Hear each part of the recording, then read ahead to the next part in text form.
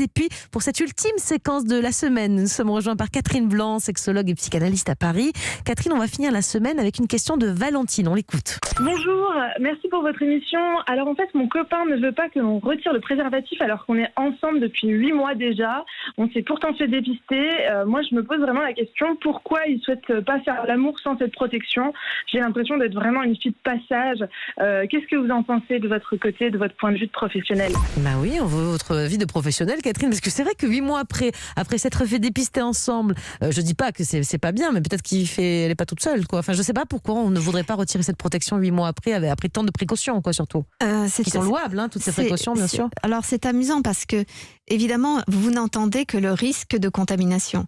Mais il y a aussi des bébés qui se font par la sexualité. Et quand bien même elle prendrait la pilule, eh bien, il n'est pas maître de la situation, maître de ses oublis ou pas. Et un homme peut se sentir très engagé amoureusement, mais pas du tout prêt à affronter une éventuelle grossesse. Une éventuelle grossesse, une paternité, un engagement à vie pour l'heure.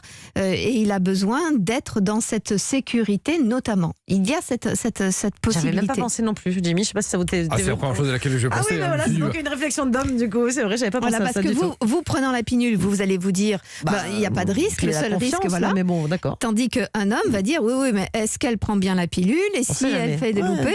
Est-ce que je veux un enfant? Ça peut être angoissant, bien évidemment. Un chef m'avait dit, la confiance n'élimine pas le contrôle. Donc malgré tout, je pense que c'est pour ça qu'il accepte le préservatif. Mais si on poussait le raisonnement un peu plus loin, si c'était vraiment une histoire de contraception, si elle lui proposait, elle disait, tiens, je suis prêt à mettre un stérilet. Tu as peur que j'oublie de mettre. Il voudra venir au moment de la pause pour être sûr qu'il est bien posé. J'ai un stérilet. Le stérilet est plus efficace que le préservatif.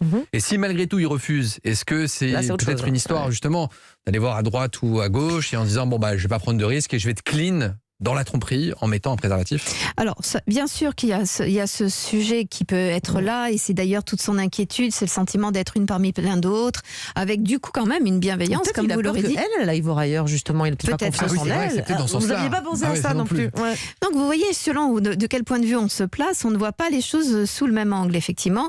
On peut imaginer que c'est un homme qui, ayant d'autres aventures, fait attention de ne pas être contaminant pour les unes et les autres. Alors il se dit, vu que j'ai des aventures, elle en a aussi sûrement plein, donc soyons prudents. Et elle est-elle rassurante, etc. Mais il n'y a pas que ça encore.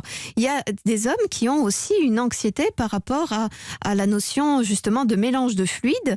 C'est pas parce qu'on est engagé émotionnellement qu'on est prêt à tout partager, des émotions, etc. Et les fluides, c'est-à-dire que éjaculer dans le vagin d'une femme ou être lui-même badigeonné de la lubrification de la femme peut être aussi source d'angoisse pour un homme. C'est-à-dire qu'il faut bien comprendre que la sexualité n'est pas qu'une question pratico-pratique. C'est vraiment une histoire émotionnelle où viennent s'en mêler des tas de choses qui échappent parfois même au conscient de la personne elle-même.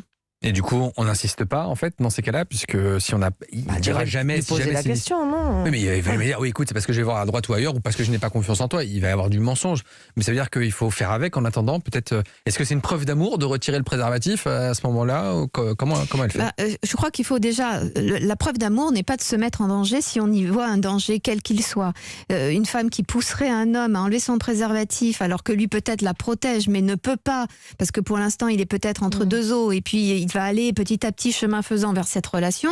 Si pour lui montrer qu'il l'aime, il l'enlève et la met en insécurité, c'est tout et n'importe quoi. Je crois qu'il faut voir la qualité réelle. J'ai l'impression qu'elle le voit comme une preuve d'amour, en tout cas. Hein. En tout cas, elle dit le préservatif. Hein, c'est ça, puisqu'elle dit, elle pense être un établissement de relation, puisqu'elle pense être une femme de passage. C'est comme ça souvent dans beaucoup de couples. Quand on enlève le préservatif, c'est qu'on est plus sûr du couple, quoi. C'est ça. Voilà, mais peut-être que encore une fois, tout le monde n'ouvre pas son appartement, tout le monde n'ouvre pas son compte en banque, tout le monde ne partage pas son petit pot à brosse à dents. Tout le monde, voilà, il y a des gens, tout le monde ne se brosse pas les dents dans la même salle de bain en même temps.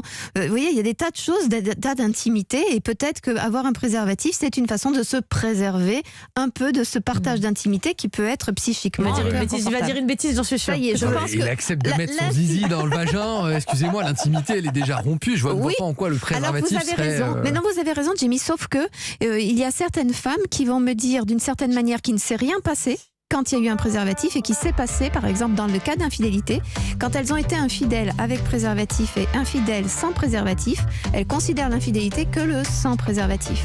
Comme quoi, l'imaginaire fait changer la relation à la situation. Mais sinon, vous avez raison, c'est un acte sexuel, qu'on le veuille ou non. Merci beaucoup, Catherine.